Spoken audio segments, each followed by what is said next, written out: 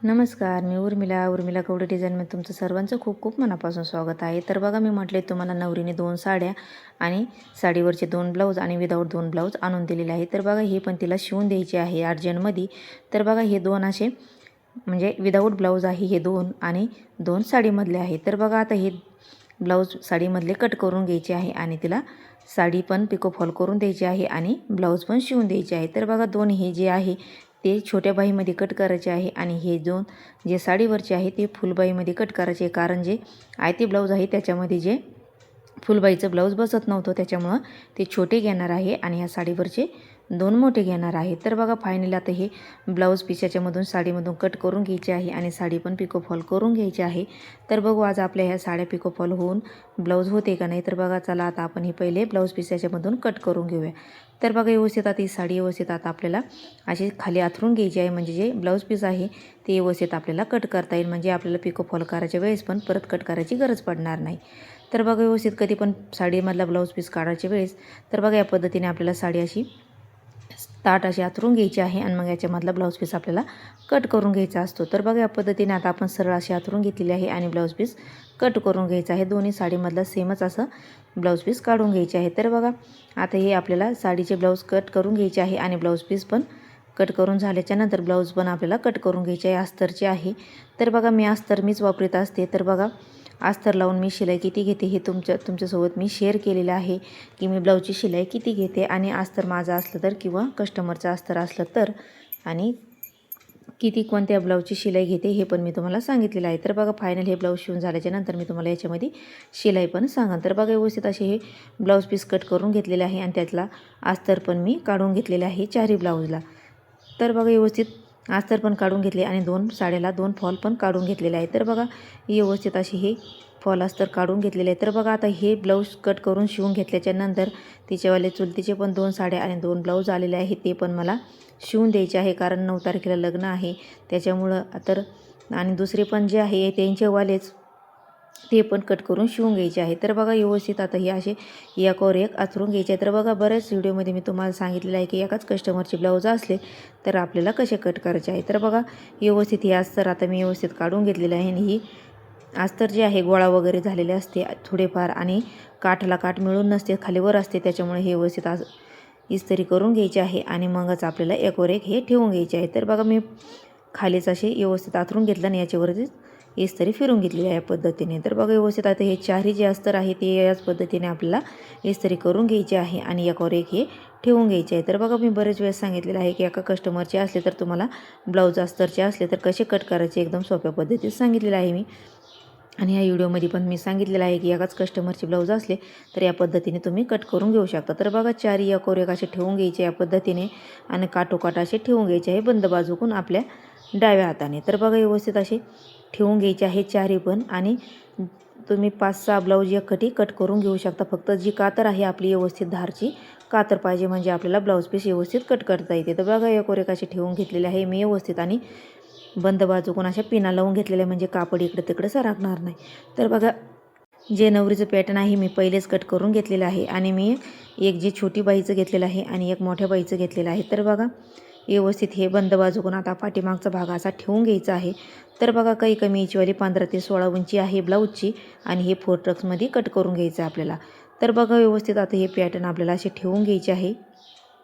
तर बघा, 2 याची छोटी बाई घ्यायची आहे आणि 2 याची मोठी बाई घ्यायची आहे. तर बघा, मी स्टार्टिंगला तुम्हाला सांगितलेलं आहे. तर बघा, याचीवाली पण जेवढी तिला बाई पाहिजे तेवढी मी बाई घेतलेली आहे आणि बाकीचं मी बाईचा जो भाग आहे तो असा समोरून मी असा मध्ये फोल्ड करून घेतलेला आहे पेपर कटिंगचा. तर बघा, व्यवस्थित आता आहे तशी आपल्याला मार्किंग करून घ्यायची आहे या पद्धतीने.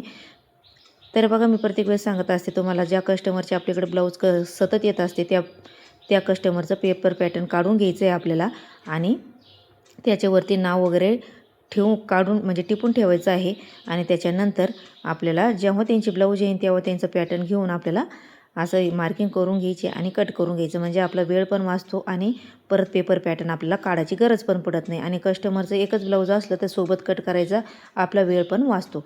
तर बघा, या पद्धतीने जे 2 ब्लाऊज आहे ते मोठ्या बाईचे मी ते खालून ठेवून घेतलेले आहे आणि जे छोटे बाई जे आहे ते वरतून असे ठेवून घेतलेले आहे. तर बघा आता मार्किंग केलेली आहे तसे आता आपल्याला कट करून घ्यायचं आहे.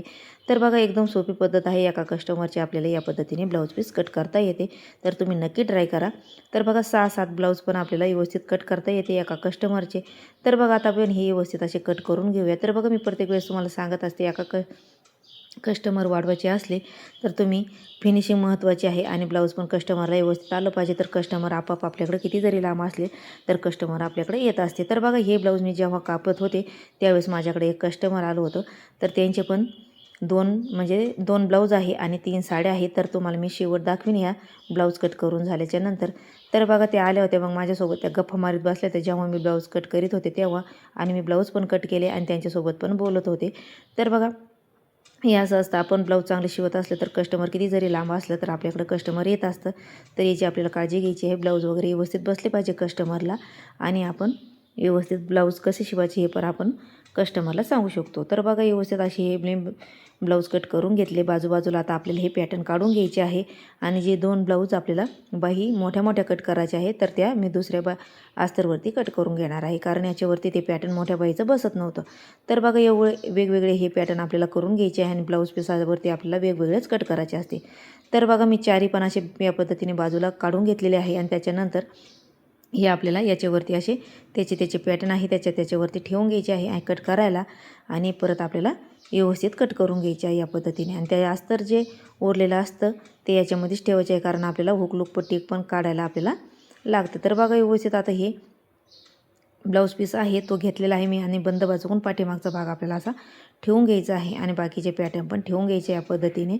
आणि अर्धा इंच असं ब्लाऊज पीसाचं कापड आपल्याला कट करायचं आहे, कारण जेव्हा आपण शिवतो तेव्हा आपल्याला कमी वगैरे पडायला नको. त्याच्यामुळे आपल्याला व्यवस्थित हे पॅटर्न असे ठेवून घ्यायचे आहे. जास्तीचं आपल्याला अर्धा इंच कट करून घ्यायचं आहे.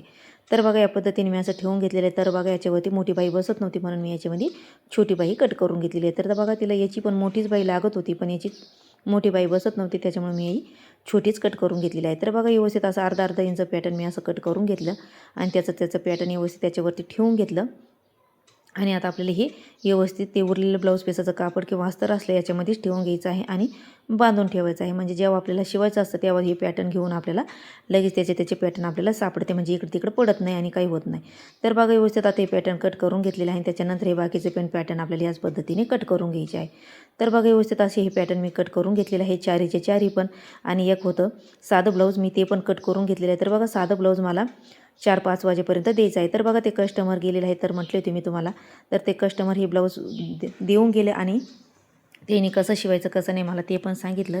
तर मग त्या गेल्याच्या नंतर मी तुम्हाला ह्या साड्या वगैरे त्यांच्यावाल्या दाखवलेल्या आहे. तर बघा ही त्यांचं मापाचं ब्लाऊज आहे. त्या ब्लाऊज ही जी आहे साधी साडी आहे, ही आहे ही काठपदर साडी आहे. तर त्या म्हटल्या याचेवाले काठ आहे ते म्हणजे दंडालाच घ्या आणि छोटीच बाई घ्या, मोठी बाई घेऊ नका. आणि मग त्या म्हटल्या अशी डिझाईन टाका. तर याची डिझाईन मी पाठीमागची तुम्हाला लेस ब्लाऊज डिझाईन टाकायची आहे, तर ती तुमच्यासोबत नक्की शेअर करेन. तर बघा ही एक साडी आहे, ही पिको फॉल करायची आहे आणि ह्या 2 ज्या साड्या आहे फक्त पिको करायच्या आहे. आणि जे लाल कलरचं ब्लाऊज आहे त्या पिवळ्या साडीमधलं ते पण शिवायचं आहे. तर बघा व्यवस्थित हे पण कस्टमरचं मी त्यांना सांगितलं कसं शिवायचं कसं नाही, त्यांना पण हे केलं. आणि हे ब्लाऊज पीस पण मी कट करून घेतले आणि जे साधं आहे ते पण शिवून घ्यायचं आहे आणि ह्याला पिको फॉल पण करून घ्यायचं आहे आणि फॉल पण काढून घेतलेलं आहे. तर बघा हे ब्लाऊज मी शिवून घेतलं. त्याच्यानंतर हे 5 वाजेपर्यंत हे ब्लाऊज माझं शिवून रेडी झालं आणि त्याला हुक वगैरे आपलं काजा वगैरे करून घेतले, कारण हे गोंड्याचं ब्लाऊज होतं त्याच्यामुळे हे काजा पण करून आणले, कस्टमरला लगेच देऊन टाकलं. त्याच्यानंतर हे ब्लाऊज पण शिवून घेतलं मी.